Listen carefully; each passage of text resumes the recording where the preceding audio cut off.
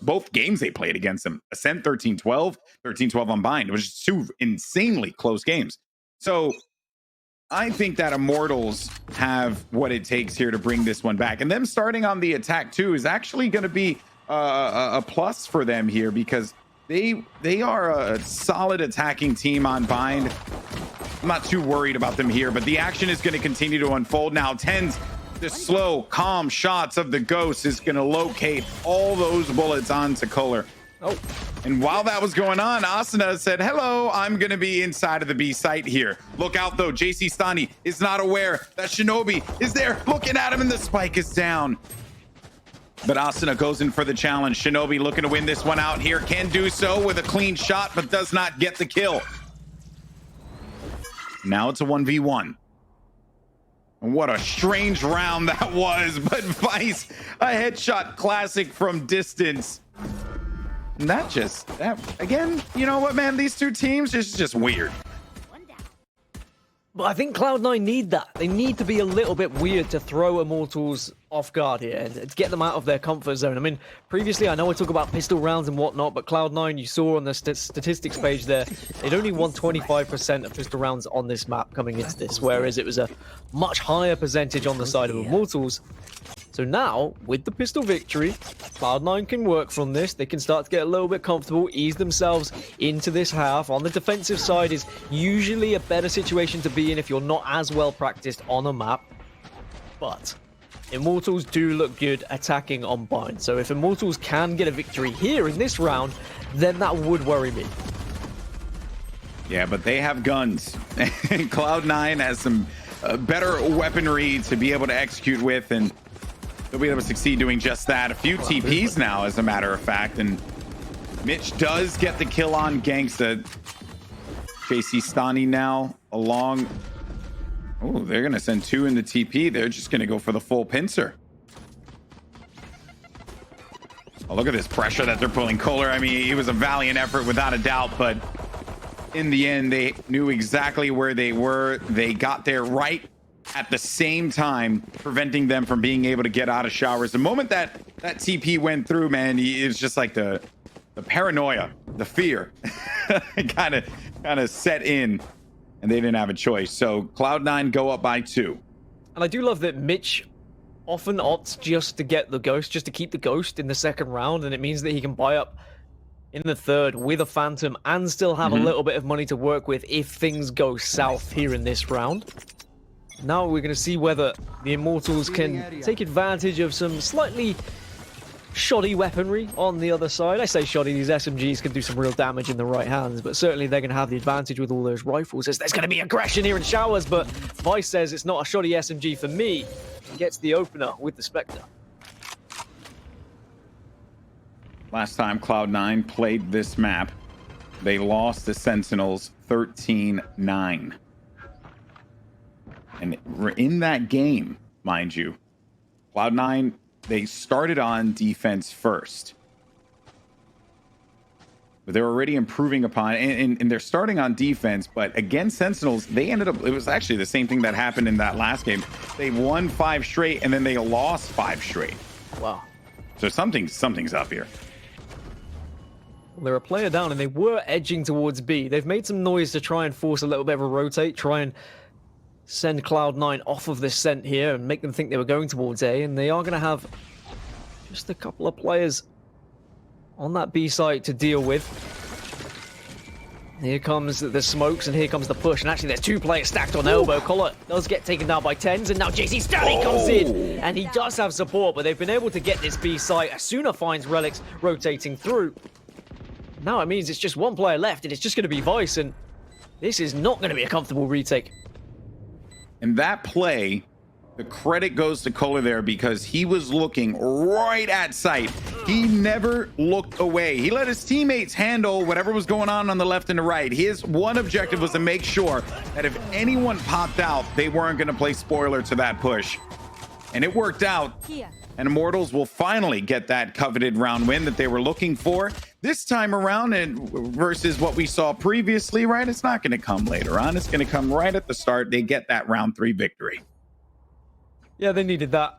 But it's not the worst situation for Cloud9. You can see their money is still there or thereabouts. They can get a buy-in, they can get an op-in. Now, Relyks is going to be having the op, as Vice is only going to have the Stinger to work with, but we saw he had a little bit of SMG ability in the showers, so I'm sure he'll look to get up close and personal yet again. Maybe he can try and bait himself out for Relyks on that op. That's why we're seeing both of them in showers at the moment, but it's going to be a heavy B push, and they are not going to be playing ball to that op, as there are going to be a couple of trades. Mitch gets one and Koler gets the second. Pay attention to Asuna too. If Asuna does manage to get inside of Hookah here, but perhaps could go for the TP. So if Asuna gets into Hookah, Showstopper is activated, and Relyks will be the one that will have to make the quick shot with that op. Shots are now starting to come through, and the sound cue did come in, so you heard the shot. And there goes the Showstopper. And here we go. Actually, pops in, and Relyks actually wins that, but the trade comes in. So he had that one lined up, nailed the shot exactly where he needed to. But as all that was going on, the one factor was the Brim ult. That was the thing that rattled everyone on the defense. Vice not able to do anything with the Stinger. And we're knotted up 2-2 here. But hey, Relyks hit the shot. So did Asuna. Fair play hitting the shot, escaping the orbital strike, and then just saying, you know what, screw it, you've got a Showstopper, I'm going to face you anyway. But orbital strike and Showstopper being used is kind of a double whammy. Like, you should win that round if you're going to be using both of those ultimates. Correct. Two of arguably the most powerful ultimates in the game. So now you're going to be without those ults for a few rounds now, unless these players kind of just go nuts and manage to get 4Ks, etc. But it does mean on the other side, we're going to have a Showstopper available, but the money is not going to be great for Cloud9 here. So this is going to be a tough round for them. Oh. Relyks is kind of trapped. All right, he held on to that line. I like you mentioned those two ults, and those were the ones that got some significant changes. I know it may not seem like a lot. Oh, I see you, Asuna. But adding a 7th orb to that, right? A 7th pip that you have to get really changes the impact of those ults as frequent as they were popping up before. I mean, people were getting orbital strikes like it was candy. Yeah, I mean, if you plant that spike, die, and get a kill, then suddenly you've got 3 ultimate orbs already, as Koler gets the opener onto Vice. Hunter's Fury from Shinobi unfortunately doesn't find a kill. But the spike is going to be planted here on A. Of course, it is an eco round for Cloud9, so they have just sacrificed this site, and they're going to go for a retake, but it's not going to be easy when they've only got ghosts here, GB. Oh, Genghsta needs to be careful. There was one more player there, and he's hearing the footsteps. Oh, the clanging and banging of Relyks' Brimstone just left him wide open. Now, Tenz has a Showstopper, but he won't be able to use it, and nor should he, given that they were saving. And there really wasn't much of a reason in that particular position for him to use that ultimate ability. Shinobi might try and get some exit frags, but the flawless round will go to Immortals, who have managed to pick up 3 rounds in a row. Can we talk about how loud Brimstone really is when he starts stomping? Like, dude, there is he's no massive. way you can get behind a team if you are running. You have Just to a walk as a thumping Brimstone. Chad, dude. Guys, just So much thumping. You're completely right. We've seen 3 in a row now for Immortals, and I think the reason why we saw the Orbital Strike and the Showstopper come out on that round in particular, on the 4th round, was because it was such an important round. Like, the buy was somewhat weak on the side of Cloud9, and they knew that if they won that round, they had the easy follow-up of the eco afterwards. Now we get a buy again for Cloud9. We have seen a little bit of aggression here on this B long, but it looks like this time they're going to opt to stay back. Slow orbs being placed just either end of B long. It's a little bit like dodgeball at the moment. I also like the smoke stall too. Ultimate's online once again. That Showstopper that Tenz had. Oh, Koler's gonna get in there. He has no choice but to move. Does get the indication he's gonna be there. Connects with 1 against Mitch. Looks for 2 and gets 2 headshots for Koler. And he was on the reload. Oh no! Oh, Tenz. He took out the classic. And then Tenz gets 2 because he used the Showstopper right at the nick of time. Unfortunately for Shinobi, that just leaves him all by himself. And the attackers, Immortals, get another win here on the board. I mean, what was that fight? I've just seen That's you versus the gun at that point. That's Tenz wasn't really expecting the reload, I don't think. So I think he was maybe caught off guard about how much of an easy kill it was going to be. And then he still had time to get the pistol out.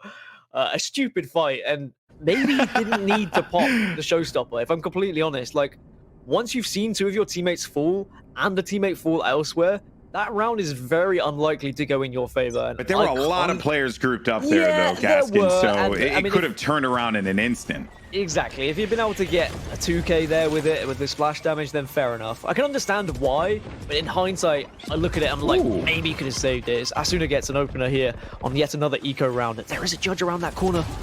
Or is it just a stinger? I think it's a stinger. A stinger, but well, it doesn't really matter. Does the work.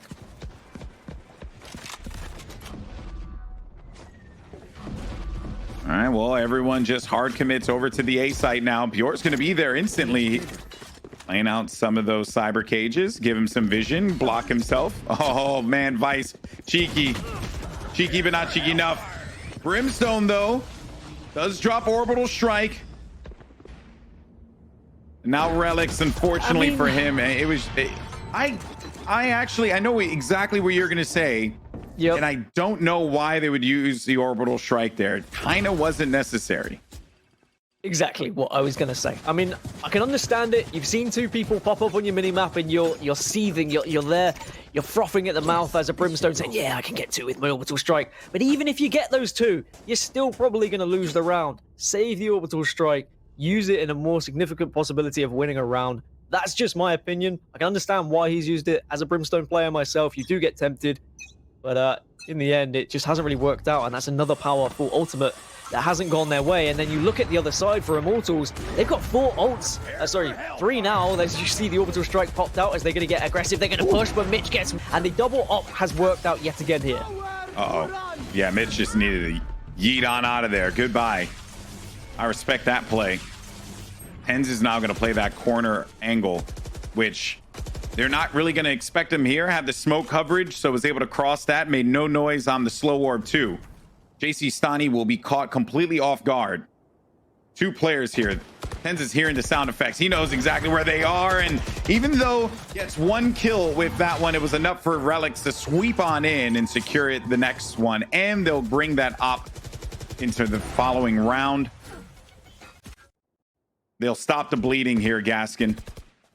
Yeah, they needed to. Otherwise, Immortals really could have run away with this game. And again, it was that double op setup. Just as soon as they had enough money to be able to do so, they are now going to make things more difficult for Immortals to push in. Immortals who are just opting to have the 5 rifles, no ops for them to work with. And we also saw the power of the right click on the Classic still. Even though there was a nerf, even though we had those changes, still jumping with the right click Classic is the way to go. Camera taken out. If you're not using it, maybe you should start using it, because it really can win you rounds when you least expect it. So the Owl Drone caught Cypher, but that was going to be the only one revealed there. Tenz gets an aggressive angle, and the kill to Spike Carrier will give them an indication as to what the plan potentially was going to be here. And Tenz, I mean, you psychopath. Tenz! Just go to Tenz! Just go to Tenz! Just stay on Tenz! Oh my word! He's got himself so many. No, okay, I was about to say, like, it wouldn't have worked. It surely wouldn't have worked, but there you have it. Tenz ends that round as fast as it started. I mean, everyone else is just trying to play a game of serious Valorant, and he's there making montages, just blast packing his way into everyone's face right now. And I mean, it was the little bit of information that Relyks was able to get just peeking into showers, and he just said, hey, Tenz, come over here. Just bring that up over here and do a little bit of damage. And Tenz was like, yeah, okay, I got you, bro. And I mean, man, that is a different kind of style of opping, and that is what you can do as a Raze. Yes, okay, Jet has the dashing ability, but those satchels, they can really project you into places.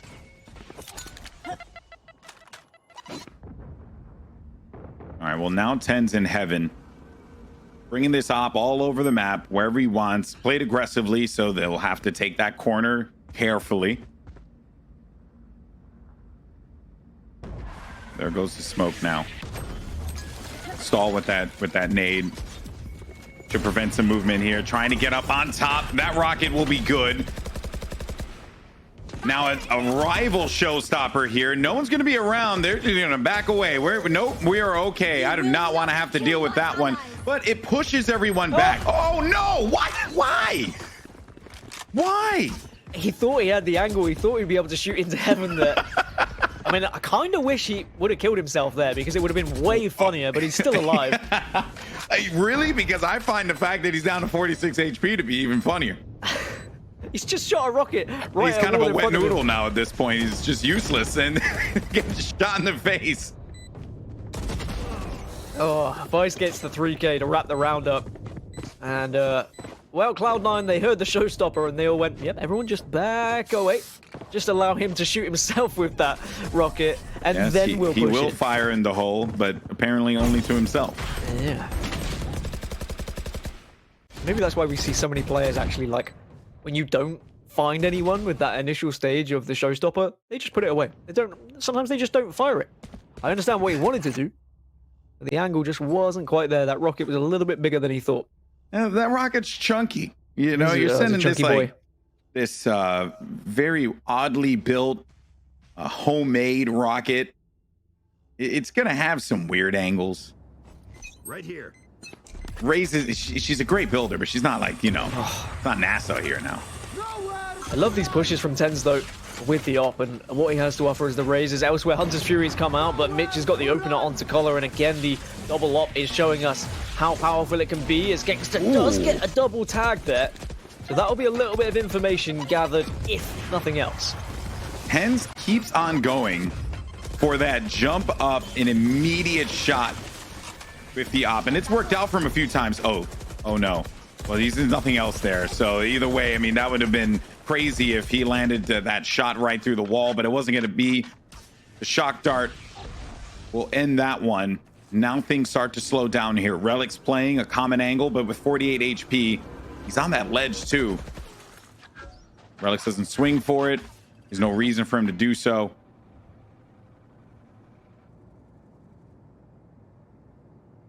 I mean, there's still plenty of time. Yeah, and he might get one as soon as they go in for the push, because at this point now, well, they have TP, so they can change it up.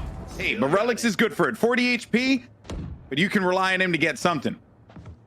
Sometimes people trust those Sova darts a little bit too much, but Genghsta will get one. Bjor gets another, but here's Mitch to take down Genghsta. Can he get the extra frag? No, he can't. Whips out to the Ghost to try and get a second. Needs help from his teammate, and there is Vice right on time to make this 6-5 now, as Cloud9 starting to put more and more on the board and getting closer to making this look like a 7-5 half, which I think they'll be somewhat happy with, especially after losing 5 on the bounce. Yeah. This is two teams with very similar streaks, you know, hot and cold across the board. But they're giving us an entertaining matchup, that's for certain. Last round and a half here at Gaskin. Let's see what Immortals can do. Maybe they could just tie this one up. What that shows us is that just these teams are more comfortable when their money is good, when they're able to comfortably buy and they're not having to force up with Bulldogs and Spectres and whatnot. Instead, when they've got the ops that they need, they've got the rifles they need, they're going to be able to perform in the way they expect to perform and execute how they want to execute. Whereas when you do kind of throw those Spectres in, you throw those Bulldogs in, it takes the confidence out of some of those pushes. Ooh. Okay, well, that shock arrow actually just sends them back. They're going to just hightail it over to the corner. Orbital strike is out now. Relyks, even though does get a kill with his gun, doesn't really need it with the orbital strike. We'll force back one. Genghsta working over here inside a long, and Genghsta somehow comes out on top there, making this one into a 2v2. A 6-6 going into the half would be great for Immortals, given how they had such a hot start in the midway through, and nice swing there for Genghsta. They both went at the same time. Now they're going to get the intel where Vice is going to be located. They play for each other and they benefit for their entire team. 6-6 now. We're going to switch sides.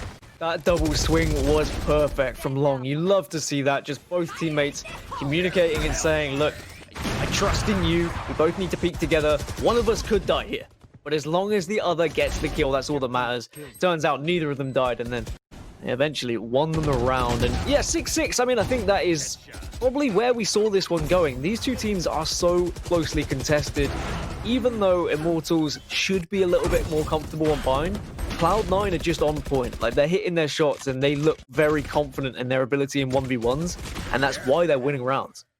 History has repeated itself. Cloud9 and Sentinels went 6-6 the time that they met.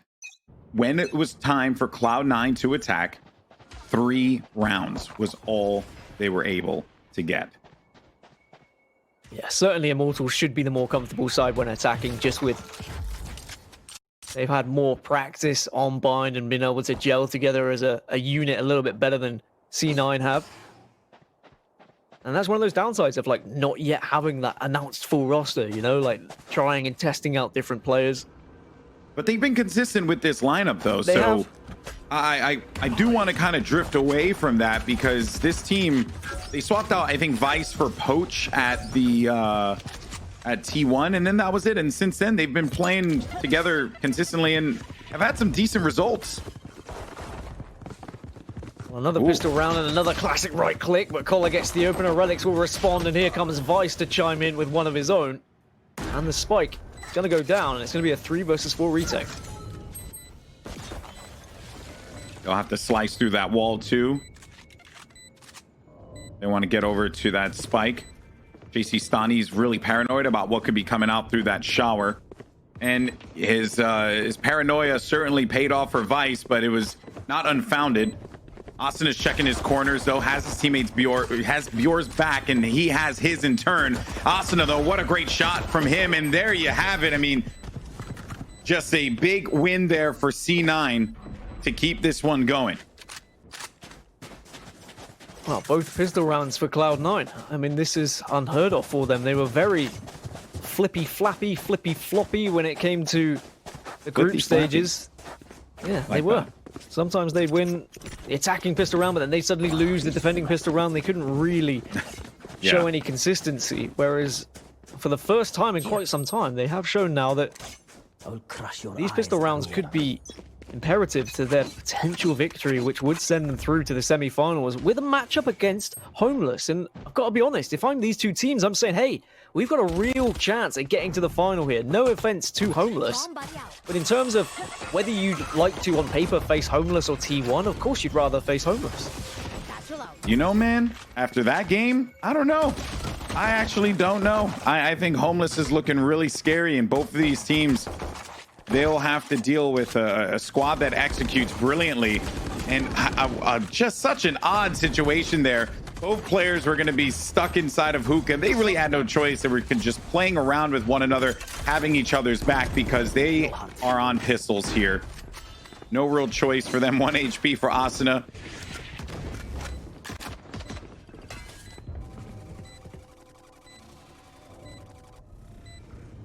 They know that one player is actually high-tailed it out of there.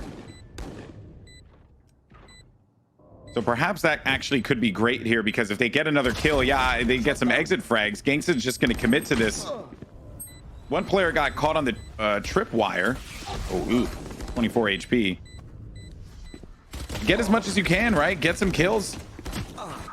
The weird thing about getting exit frags on this round is, yes, okay, you do damage to their economy, but sometimes it means that they'll force up and they'll buy an actual rifle, which then means that third round is going to be harder. And if you lose that third round, suddenly you're not going to have money going into the fourth round. It's a really weird economy in Valorant for these initial 3 rounds. Like, it still blows my mind, but you can see it is going to be, of course, plenty of rifles available on the side of Immortals. They are going to opt to go for an op as well.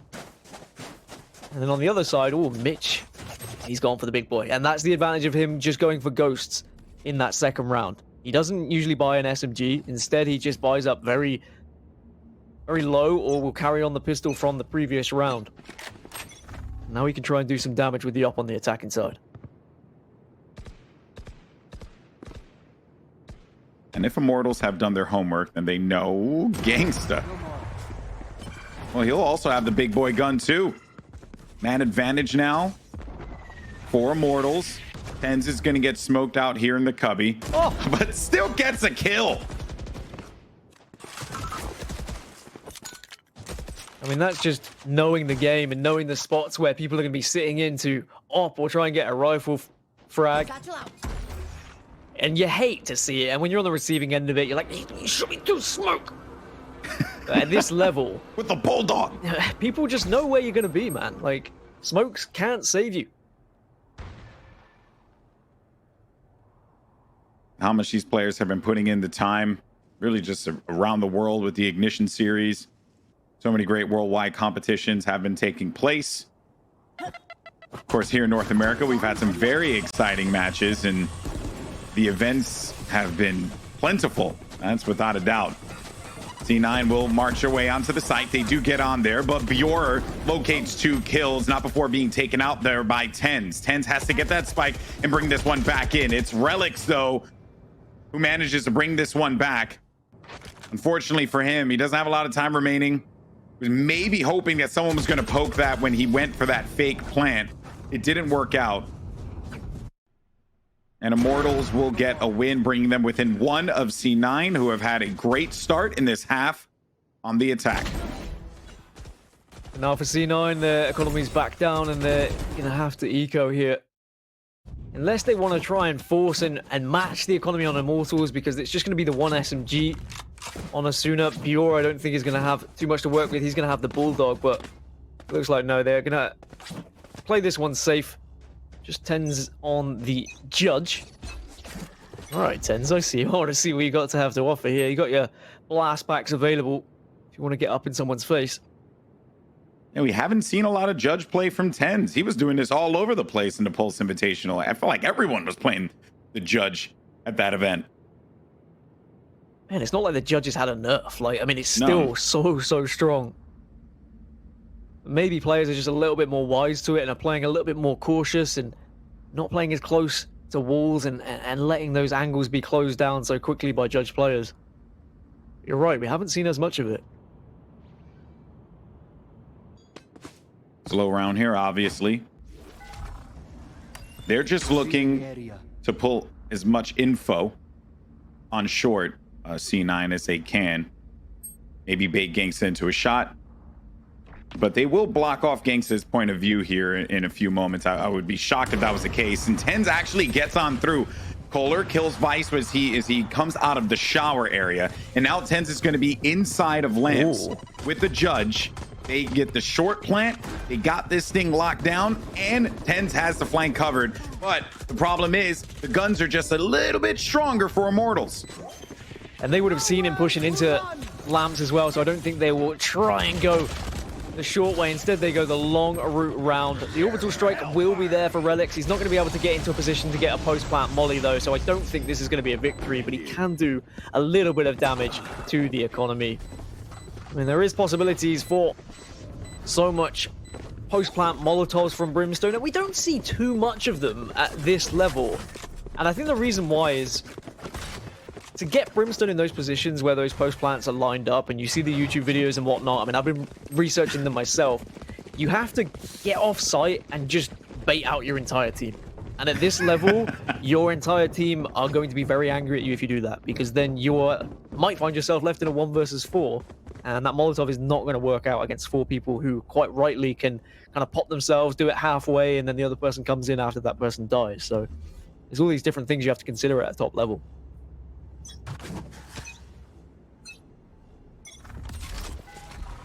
Revealing area. Genghsta now with that aggro play inside of the shower.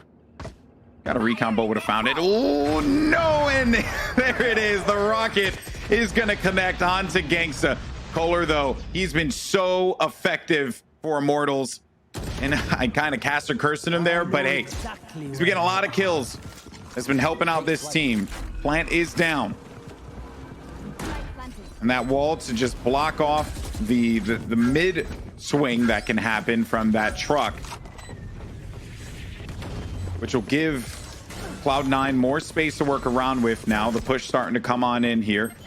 They need to play around with one another and just frag for each other. Damage is done, though. Asuna, although he dies, Bjor's there. Neural Theft activated. Can they get a kill in time? JC Stani, he's had a bit of a struggle of a game thus far, but maybe this could be his time to just step it up here. There's that Hopeful that post-plant Bjor was molly. going to do it. Yeah, the post-plant molly, but it was just a little bit to the right there and gave him enough space to work with. Either way, that actually worked beautifully because that left JC Stani with no options to tuck away further inside of the site there.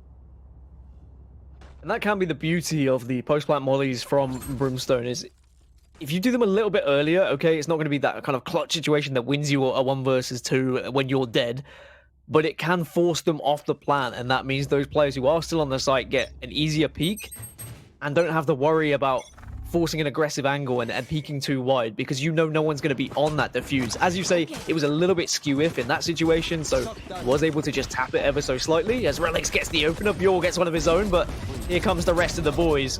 They've got rifles, and they're going to march their way onto site and make this 10-8 as Cloud9 now only a few rounds away from taking this series. Minimal options for Immortals. They were saving up. Now they'll buy up some weaponry. And we're getting oh so close to finding out whether or not, like, you know, look, I think Immortals can certainly bring this one back. But Cloud9 have been playing with that same kind of confidence that they brought in Ascent. They brought it here on Bind. Their shots on, they're pushing together, they're communicating well. You can tell by how they're refacing things, how they're rotating at the right times. And chemistry is just everything at the moment. You can see here it's going to be a somewhat aggressive stance as here comes. Oh, he's somehow survived and Tenz gets the kill. Won't be able to get the double, but at least Shinobi's there to get the trade. And you're okay with that. Not doing anything. Yeah, you're okay with that. For Cloud9, that is awesome. Hey, man, you just burned Showstopper. We got 2 frags. That puts us one step closer to winning this series. Yeah, things are looking good for Cloud9. 4 versus 3. 2 of those players are still in showers, whereas the majority of the team have rotated over towards B. So JC Stani will hear a couple of footsteps here, but here comes Hunter's Fury just to try and get that information to see if anyone is in lamps. But now a countered Hunter's Fury comes out, and JC Stani does his job on site, but it is still going to be a 2 versus 3. Genghsta did a little bit of work with the Hunter's Fury. This is going to be a tough retake. Relyks is going to be very weak, but does have Orbital Strike. Vice is waiting on short. Koler has had his shot be like outstanding today. Whether or not that'll be the case on short, though, we'll see. He's checking all the angles, all the corners, seeing if anyone's going to be coming around the flank. Maybe they've decided we can't push this one effectively. Let's just save our weaponry, count our blessings, and go into this next round and hopefully keep them away from getting match point. Yeah, Genghsta just kind of hovering around, seeing if any kills were going to be picked up by his teammate, but that op is so important to save at this point. I mean, we've seen how ops can win rounds on a defensive side, right? If you get that opening frag, you get that first pick, it puts you in such a commanding position. But now it's going to be a question of whether Immortals force up around this. It does look like that is going to be the case. At least they've got 3 rifles, just the 1 Bulldog for Bjor. We've already seen he can do some damage with that in previous rounds today. But lose this, and I think this might be game. Yeah, because the Force here, their only choice in the next round will just be to eco. So you're putting all your chips on the table here. Oh, man, if Tenz got away from that, that would have just hurt them so much. Koler was going to be cut off from the wall there. Mitch, 2 kills, and he brings back Tenz. That's going to bring this one back into a 3v3. JC Stani in the corner. He bolts on out of there inside of the lamps. The A site belongs to C9. And on the flank is Asuna, who needs to get there faster. JC Stani's very weak, though. Has to use the health. The heal orb. Oh. And Tenz heard Asuna, and Asuna just was checking corners with the satchels. And Tenz's shot is absurd. JC Stani needs to make a play. It'll be an incredible one if he's able to do so. Only 10 bullets left. Does get tagged, and he's going to swing for this one. 10 HP, and now it's match point, series point. Cloud9 Vice giving them the business. This could very well be it, Gaskin, and what a start it was for Cloud9. Out of the gate, Tenz getting that frag, and then the follow-up, man. Just Asuna had no idea what hit him. And I'm going to revisit a question that Moses asked you. He said, hey, Mitch, 100% pick rate on Sage. Is he a one-trick pony? Well, if this is the one trick this pony is going to perform, then get him in my stable. I will have him every day of the week, because some of the things he is doing round after round, he's clutching up. He's doing things that Sages don't often do. He's getting aggressive. He's forcing his team. He's just being that confident player who will push in, and everyone's following him up. He got 2 big frags there, got the res onto Tenz, and that won them the round. And now they are so close to the semifinals here. It's part of the reason why Tenz was a great Sage himself, because he did things that other Sage players just normally won't do. Play aggressive. Vice with the opening pick on JC Stani. That is most certainly going to sting here. But Asuna on the flank. Asuna on the flank and gets 2 kills. Mitch, those keeping this game in their favor. He's looking to end this one. They're so close. 12-8, but Koler, another kill, is going to give him the advantage. 10 on the high ground. Oh my goodness. He gets the kill through the smoke with the classic. And now it just leaves it up to Koler. He has been amazing this entire time. Gets 1 kill onto Tenz. This is it. It all comes down to the final moments. Koler saw exactly where he was, and he's gonna play for it. He's gonna play for the orbital strike, but Relyks, with all the confidence in the world, is gonna secure the victory for Cloud9. They're moving on in this competition. That means we get Cloud9 versus Homeless, and that is not the semi-final that people would have been predicting after how Immortals performed on day 1, after how T1 have performed in general. But Jesus Christ, I mean, what a game that is, and the stuff we've seen. I mean, I know that Mitch is lower down on the scoreboard, but I want to give him a shout out because he did some incredible stuff there.